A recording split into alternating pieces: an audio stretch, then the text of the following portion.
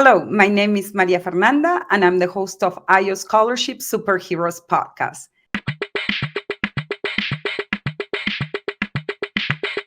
Easy, easy, so easy.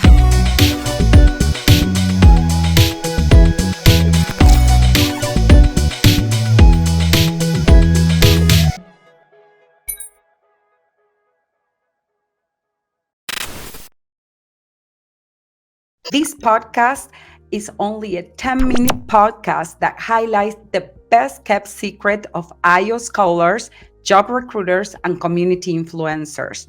And most importantly, we want to provide you financial resources to go to college debt free and become financially savvy. Our guest today is Nelson Badillo. He's a rising senior studying mechanical engineering with a concentration in robotics at the University of Notre Dame. He's originally from Moca, beautiful Puerto Rico. Nelson conducts undergraduate research in robotics for use in disaster response and is passionate about promoting education in STEM. This summer, he will be working as a robotics engineering researcher at NASA Jet Propulsion Lab. Welcome, and Nelson, tell us a little bit more about what inspired you to pursue a career in STEM. Well, Maria, thank you so much for a great introduction. And I would have to say, what really inspired me to pursue a career in STEM was just building things with building blocks. My parents gave me my first set when I was about 6 years old, and I would just remember sitting down with them, seeing what I could create. And I would just spend hours and hours on end. And from there, I discovered the fascinating world of robotics through um, building robots with Legos, and then through my high school's robotics program, which I helped create. And that really inspired me to really get involved in robotics and engineering. But an event that really marked my path towards engineering and now robotics was Hurricane Maria. Back in 2017, Hurricane Maria devastated my community. It came in as a Category 5 hurricane, and it destroyed everything. And back then, I was just starting out in robotics in my high school um, through an international robotics platform called Dex Robotics. And after a hurricane, I realized that there was so much potential for robotics to go into collapsed buildings and save survivors of natural disasters such as the hurricane. And so many people were not able to be saved because we didn't have the tools to go in and save them. So I said to myself, there has to be a robot. There's a way I could use my talents and my skills in robotics to help these people. And from there, I decided to pursue mechanical engineering at the University of Notre Dame, and I've been involved in robotics research ever since. This story is very inspiring because you really explain how artificial intelligence and robots can help humanity. I'm very interested in learning a little bit more about the ethics of artificial intelligence. And what do you think about that? Sure. Well, I would have to say that ethics in artificial intelligence is probably one of the most important topics we need to cover in the present and the future. Because as technology progresses, we will use AI more and more. And we need to ask ourselves, how are we going to regulate AI? What are the rules that we're going to put in place in order for AI to follow laws and moral codes of conduct? So I would say that in the very near future, there needs to be an independent body that made up of experts in the field of AI and policymakers that gets together and decides what are the best rules to implement for AI so we can have strong regulation and an adequate development of AI that could be used for good, because AI and robotics has so much potential to do a lot of good in the world, but we need to regulate it and see the best ways to use it. Visit IO Scholarships as we have access to thousands of STEM scholarships based on your unique ethnic background, waiting for you today. Some of them only require 2.5 GPA and no essay. Remember, the more you apply, the more chances you have to win. Apply today. I want you to share with students how you overcame the challenges coming from Puerto Rico that maybe they don't have a strong curriculum in STEM. Yes, no, I that's a great question. And I would say that it was very, very difficult for me because where I come from, it's a very, very rural community, and really there aren't any STEM resources available. I remember that I had to convince a lot of people and get a lot of support in order to create my school's first robotics program. And it was very, very difficult because, first of all, our main language is Spanish. Most of the classes were giving entirely in Spanish. So that really put me at a really big disadvantage when looking at schools and also opportunities in the States.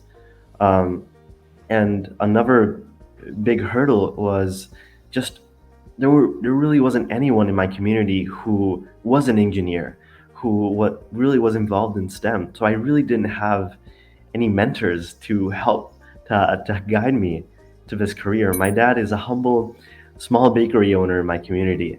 So I really had to look for people and places that could help me through my career. And that led me to become the first person in my school to ever go to a university in the States, and in my family. So it's been a very big hurdle. And once I was at Notre Dame, just the cultural shock and the language barrier was very, very difficult, but it just motivated me to keep going.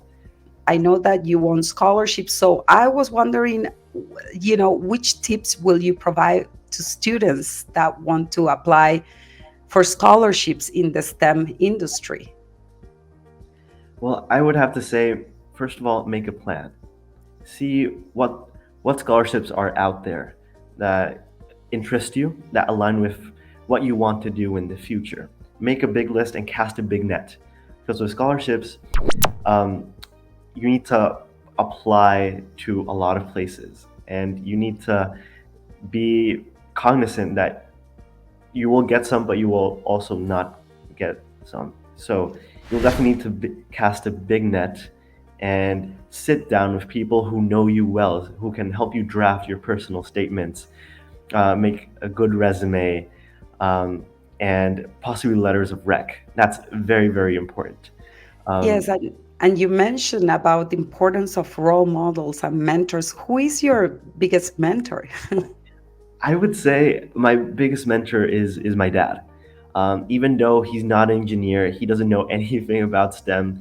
He is probably the most perseverant person I've known my entire life. My dad grew up in extreme poverty. He didn't have anything um, growing up. He didn't have food, money for food, shoes, books, and he had to work extremely hard for everything that he has in order to provide me an education. So he has always been my closest confidant. He's the one who I trust the most and who has always guided me from the very beginning. Actually, he was the mentor of my robotics team when I was in high school. And he always went to our competitions and was always there, probably every single weekend, 8 hours straight. And I can't I'm incredibly grateful for that, and I will always have him as my mentor. Yes, Nelson. So I'm very intrigued about your upcoming Uber Eats mission. Tell me a little bit more about your upcoming mission.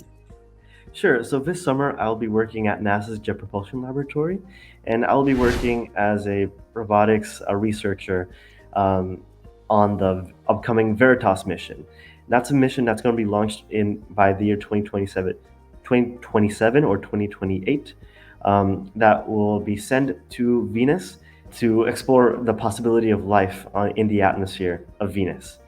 because scientists from Earth, through scientific observations, are quite sure that there is unicellular life in the atmosphere of Venus, and they want to send a robot to take measurements that could detect ultimately if there is life on another planet, and that is a very big breakthrough in science and engineering. So I'll be working with the Extreme Environment Robotics Division to design, build, and test one of the robots that is going to be sent and go into the atmosphere of Venus to take all the necessary measurements. Tell me last words of encouragements for students who want to pursue a career in robotics. Well, I would have to say that just be curious, be willing to pick up a book and learn something new. Robotics is entirely about multidisciplinary learning because the field of robotics is changing every single day, and you need to be on top of what's going on, what don't I learn, and what do I need to learn. And be resilient with when dealing with technology, hardware. Things go wrong and things break, and you need to be resilient and know that you need to keep going. That if something breaks, it's not the end of the world. You need to figure out what's wrong and how can I fix it. And Yes, it's very important in innovation to adapt.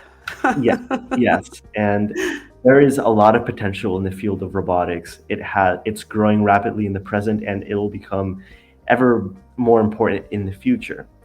Right now, we're seeing its potential in disaster response in medicine, and it'll just keep growing. And a lot of people don't see that. A lot of people outside of the field don't see the potential in robotics.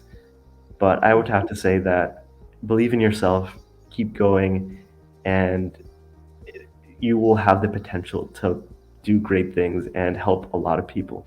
Thank you again for your time. And thank you for being part of our IO Scholarship podcast. And for everyone who is watching, feel free to like, share, comment, and subscribe. And see you next month for our IO Scholarship Superheroes podcast.